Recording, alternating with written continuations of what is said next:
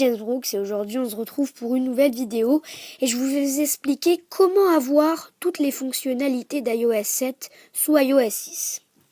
Pour commencer, il faut bien sûr un thème.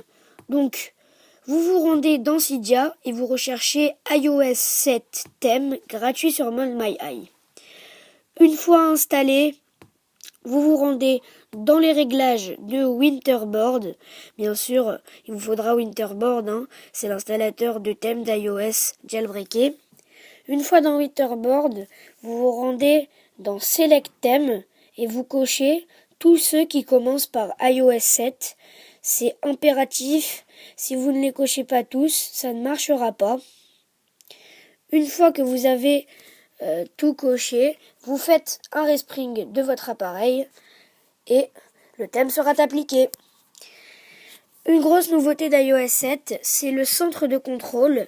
Et bien grâce au tweak Lock Bar Pro, vous pourrez avoir ce centre de contrôle. Malheureusement, il n'est accessible que du centre du lock screen. Je ne sais pas pourquoi ce tweak n'est pas accessible de partout. Mais bon, installez-le quand même. Autre nouveauté d'iOS 7, c'est bien sûr le multitâche. Et bien grâce à Card Switcher, vous aurez le même multitâche qu'iOS 7. Donc je pourrais pas vous le montrer parce que malheureusement moi le tweak n'a pas marché. Mais il est 100% fonctionnel, ne vous inquiétez pas. Un petit détail cette fois, mais dans un peu iOS 7, on peut remarquer que l'horloge bouge en temps réel.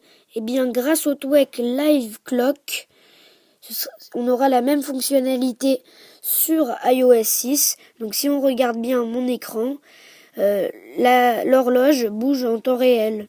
Une autre nouveauté d'iOS 7, c'est le fait de pouvoir glisser vers la droite dans les menus. Donc grâce au tweak Sweep Back, qui est juste là d'ailleurs, vous pourrez faire cette fonction. Et là, on arrive à une fonction super intéressante d'iOS 7, le fait de pouvoir bloquer un contact. Plus besoin de passer par votre opérateur, cette fonctionnalité d'iOS 7 est disponible sous iOS 6 grâce à un tweak qui s'appelle iBlacklist. Donc vous pourrez bloquer n'importe quel numéro qui vous embête et il n'y a pas besoin d'aller sur internet et de configurer ça chez votre opérateur. Autre détail maintenant, le fait qu'il y ait une animation à l'ouverture et à la fermeture d'une application sur iOS 7. Par exemple, si j'ouvre les réglages, hop, on voit une petite animation. Donc grâce au tweak Display Candy, vous pouvez avoir cette animation. Ça marche pour toutes les applications, donc il peut y en avoir plusieurs. Une nouveauté d'iOS 7 également, le fait de pouvoir accéder au centre de notification depuis le lock screen. C'est le tweak qui s'appelle Bulletin qui vous permettra de faire cette option. Donc comme on voit, je peux accéder depuis le centre de déverrouillage. Nouveauté flagrante d'iOS 7, c'est lorsque vous bougez votre iPhone, votre fond d'écran bouge. Tout ça grâce à un tweak qui s'appelle Deep End. Donc Deep End que vous pouvez configurer juste ici. Donc voilà, vous zoomez le zoom. Mais voilà, quand vous bougez, vous voyez que le fond d'écran bouge.